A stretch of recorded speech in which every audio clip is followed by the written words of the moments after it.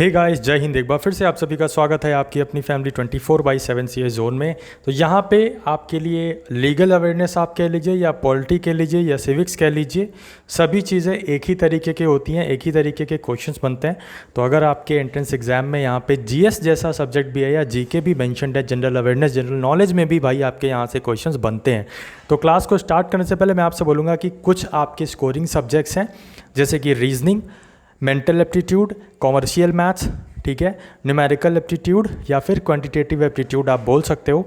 इन सभी चीज़ों के लिए हमने अपनी ई बुक में सब चीज़ों का एक तरीके से निचोड़ इस ई बुक में दे रखा है, कम समय में। और कम समय क्या भाई, 4 घंटे आपको देने हैं।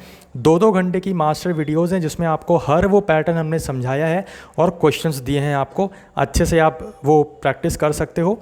और आपको जो कंप्यूटर है उसके भी बेसिक्स हमने सिखा रखे हैं। लखनऊ यूनिवर्सिटी का जो आपका एग्ज़ाम होगा, तो जैसे बीएससी की बात करें, बीए की बात करें, और जहाँ पे भी कंप्यूटर मेंशन्ड है सब्जेक्ट, इसमें आपका जो है बेसिक्स वगैरह जितना आपका पूछा जाएगा उस तरीके का हमने कवर कर रखा है।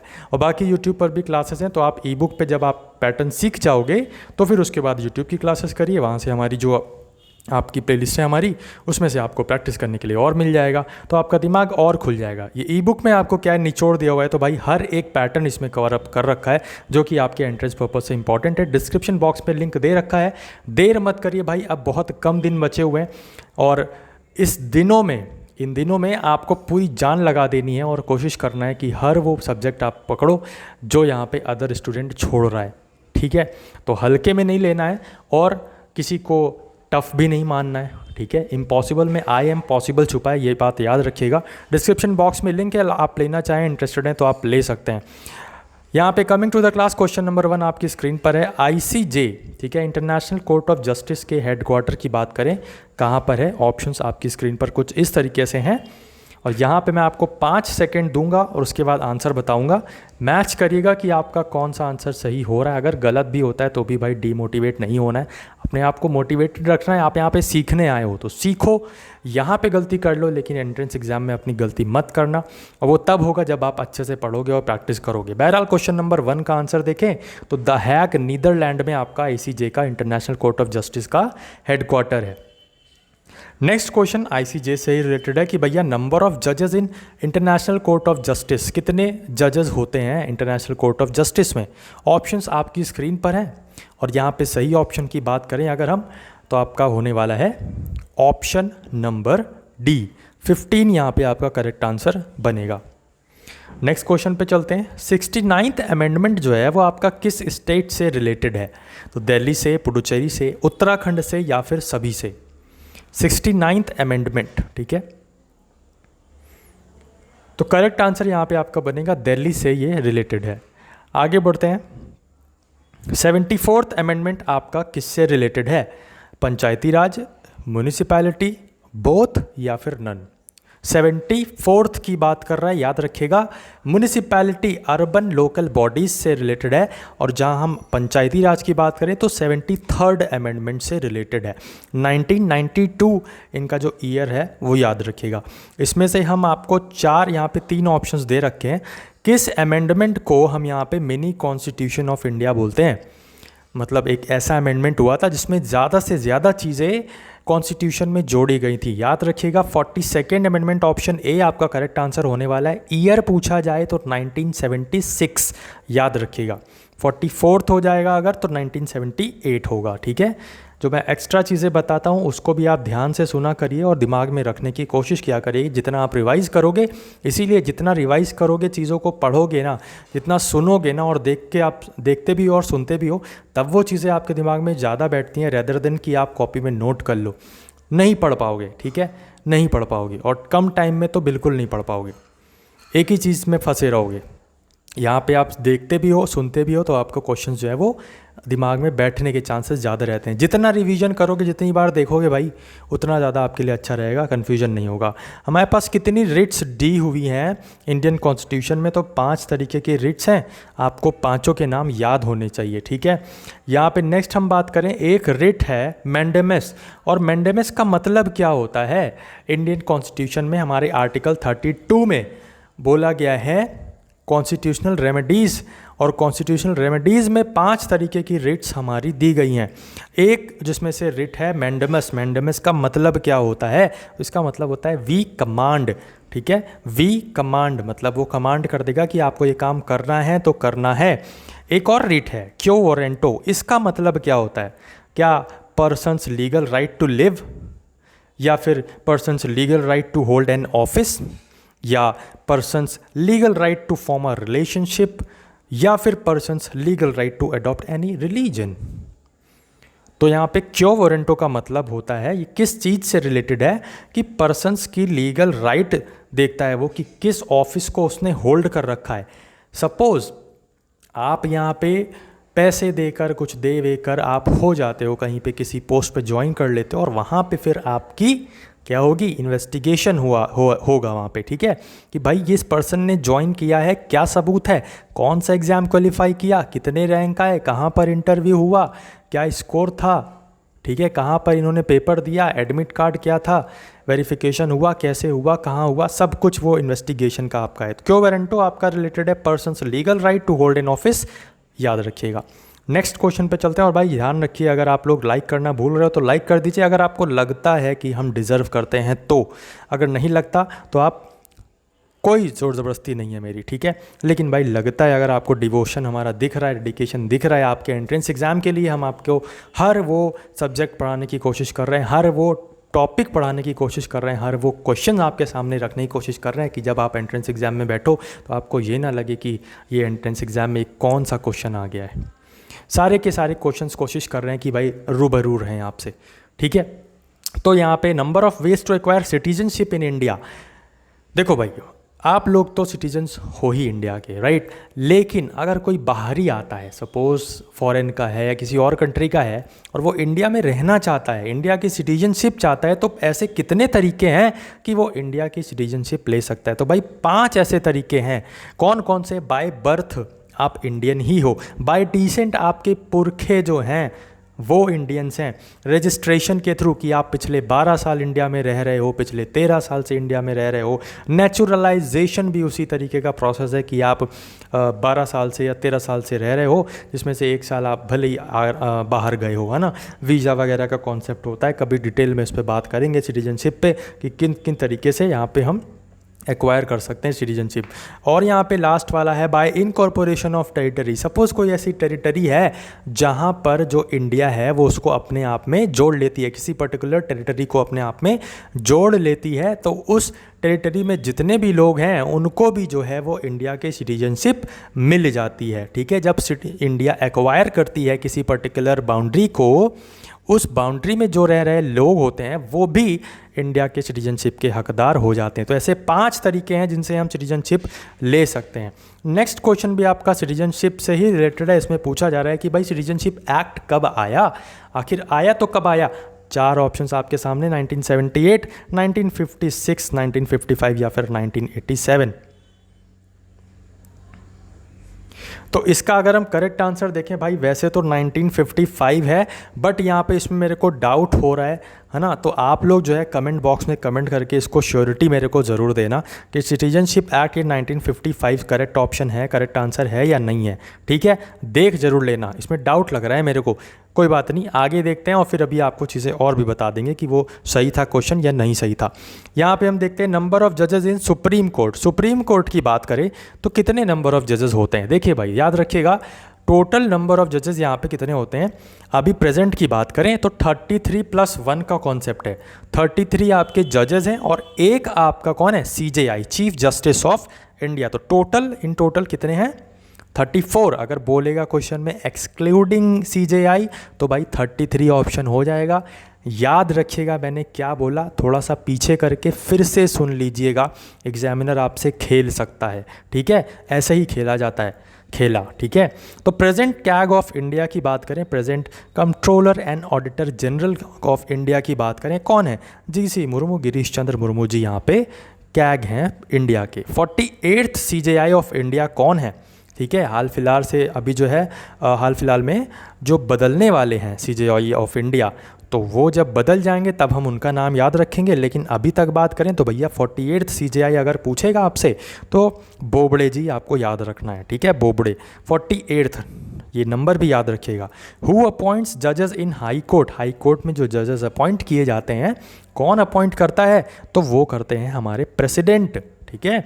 आगे बात करें, who appoints CJI of India, chief justice of India को कौन अपॉइंट करता है, भाई प्रेसिडेंट ही अपॉइंट करता है, ठीक है। प्रेसिडेंट अपना जो रेजिग्नेशन होता है किसको देता है, ये आपके लिए होमवर्क में है, ठीक है। प्रेसिडेंट अपना रेजिग्नेशन किसको देता है, होमवर्क में आपके लिए है, ठीक है। नेक्स्ट हम बात करते हैं IPC, that is your Indian penal code, कब आया था, ईयर बताना है आपको, 1860 में आया था। नेक्स्ट हम देखें CRPC कब आया था, ठीक है। क्रिमिनल प्रोसीजर, यहाँ पे हम बात करें तो क्रिमिनल प्रोसीजर जो है ये आपका कब आया था, 1973 में, ओके। आगे बढ़ते हैं, विच वाइसरॉय ब्रिंग्स IPC, किस वाइसरॉय के टाइम पे IPC आया था, 1860 में आया था, और वाइसरॉय कौन था, लॉर्ड कैनिंग था, ठीक है। आगे बढ़ते हैं भाई, ये सब बहुत इंपॉर्टेंट क्वेश्चंस हैं, लीगल अवेयरनेस, पॉलिटी, सिविक्स, बहुत इंपॉर्टेंट क्वेश्चन है, ठीक है, याद रखिएगा। GK GS में आपका पूछ सकता है यहाँ से भी। IPC का कौन सा वो सेक्शन है जो मर्डर से डील करता है, अगर आपने मर्डर कर दिया है तो इस सेक्शन के थ्रू, इस धारा के थ्रू आपके ऊपर केस चलेगा, तो याद रखिएगा क्या होगा इसमें, सेक्शन 302, ठीक है। धारा 302 के तहत आपके ऊपर केस चलेगा अगर आपने मर्डर वाला सीन क्रिएट किया तो। नेक्स्ट आपका है, विच section of the IPC deals with the dowry, ठीक है। दहेज, भैया दहेज लोगे कि नहीं लोगे आप सब लोग, कमेंट बॉक्स में कमेंट करके बताना। मेरा पर्सनल व्यू है कि मत लेना, ठीक है, मत लेना भाई। अपने कोई घर की लक्ष्मी आपको देगा हैं, उसको अच्छे से रखना, ये आपकी ड्यूटी होगी, ठीक है। क्योंकि कल जब आप बड़े होगे, आपके बच्चे होंगे, आपकी भी एक डॉटर होगी प्यारी सी, आप भी यही किसी के माँ बाप बनोगे, आप भी यही सोचोगे भाई कि बच्ची हमारी खुश रहे, ठीक है। तो उससे पहले आपको क्या करना है, आप जब किसी की बच्ची लेकर आओगे ना अपने घर पे, भाई लड़के सुन लो, तो खुश रखना उसको, ठीक है। डाउरी वाउरी ये सब चक्कर में मत पड़ना भाई, खुद के दम पे सब कुछ करेंगे ना, खुद के दम पे सब कुछ करना है, ठीक है। डाउरी वाउरी के चक्कर में मत पड़ना, ठीक है। और ये सब चीज़ें आप एक्सप्लोर किया करिए, यही जो माइंडसेट है ना, ऐसा ही माइंडसेट बनाइए भाई अपना, कि आपको सोचना है कि यार आने वाले दिनों में जब मेरी बेटी होगी, ठीक है, तो मेरा भी यही होगा कि हाँ मेरी बेटी खुश रहे, ठीक है। पेरेंट्स जो भी खुशी से दें वो तो ठीक है भाई, लेकिन डिमांड बिल्कुल मत करना कि हमको ये चाहिए। भाई अपने घर की लक्ष्मी दे रहा है, मैंने बोला ना वो, ठीक है। इतना छोटे से उसने पाल पोस कर बड़ा किया है, वो दर्द जो होता है ना, एक खुशी भी होती है कि हाँ बेटी की शादी कर दी है मैंने, लेकिन वो दर्द भी होता है, ठीक है। तो चीज़ों को समझने की कोशिश करिए। इमोशनल हो गया मैं, लेकिन बात थोड़ी सी थी मेरे को, तो मैंने बोला आपसे, ठीक है। चलिए back to the question, which section of the IPC deals with the dowry, तो ध्यान रखिएगा ऑप्शन बी यहाँ पे सेक्शन 304B करेक्ट ऑप्शन यहाँ पे होने वाला है। अगर आपने दहेज मांगा भाई, और अगर लड़की तेज हुई, दहेज प्रथा अगर आप पर लगी, तो भाई छूट नहीं पाओगे, ये भी ध्यान रखना, ठीक है। बहुत बुरी होती है ये सेक्शन 304B, याद रखना इसका, ठीक है। लड़कियां ध्यान रख लेना आप सब लोग है ना, लड़कियां तो ध्यान रखेंगी, है ना। डाउरी भैया बेटा ध्यान रखना, 304 के तहत आप केस कर सकते हो, है ना। बाकी लड़कों तो मैंने लड़कों को समझा ही दिया है, कोई डाउरी और डिमांड नहीं करेगा, आई होप सो, है ना। बाकी यहाँ पे आगे बढ़ते हैं, डाउरी प्रोहिबिशन एक्ट आया कब था भाई, ये तो बताओ। तो ये 1961 में आया था। अब यहाँ पे मैं आपसे बोल रहा हूँ कि जो हमारा अभी सिटीजनशिप एक्ट वाला क्वेश्चन था ना, वो सही है, ठीक है, 1955।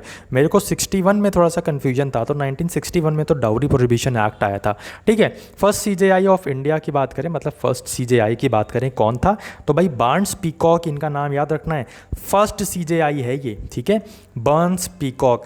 लेकिन भाई लेकिन बहुत ख़तरनाक है, लेकिन वाली चीज़ ज़रूर सुना करिए, ठीक है। खतरों के खिलाड़ी देखते हैं होंगे आप, तो उसमें भी जो है वो रोहित शेट्टी पहले कुछ बहुत इजी बताता था और फिर लेकिन करके एक्स्ट्रा चीज़ें जोड़ता था। आप रिचार्ज करवाने जाते हो, वहाँ पे रिचार्ज तो रहता है 199 का, लेकिन स्टार वाली कंडीशंस आप ज़रूर पढ़ते हो। नहीं पढ़ते हो तो भाई पढ़ना ज़रूर। मैंने एक बार गलती करी और फिर बाद में मेरे को पछताना पड़ा, ठीक है। तो लेकिन सुनिएगा, फर्स्ट CJI जब पूछेगा तब यहाँ पे बांस पीकॉक तो सही होगा, लेकिन फर्स्ट इंडियन CJI पूछेगा तो क्या आंसर होगा, ये आप लोगों का होमवर्क है, ठीक है। फर्स्ट इंडियन CJI कमेंट करके बताना है आप सब लोगों को। Which of the following high court established इन 1862, इसमें से कौन सा हाई कोर्ट 1862 में स्टैब्लिश किया गया? तो भाई बहुत इजी क्वेश्चन है, मद्रास भी, कैलकाता भी और बॉम्बे भी, हमारे सभी के सभी 1862 में ये हाई कोर्ट्स जो है स्टैब्लिश किए गए थे, ठीक है। ऑप्शन डी यहाँ पे करेक्ट ऑप्शन आपका करेक्ट बनेगा, ऑप्शन डी ऑल, ठीक है, मद्रास, कैलकाटा और बॉम्बे।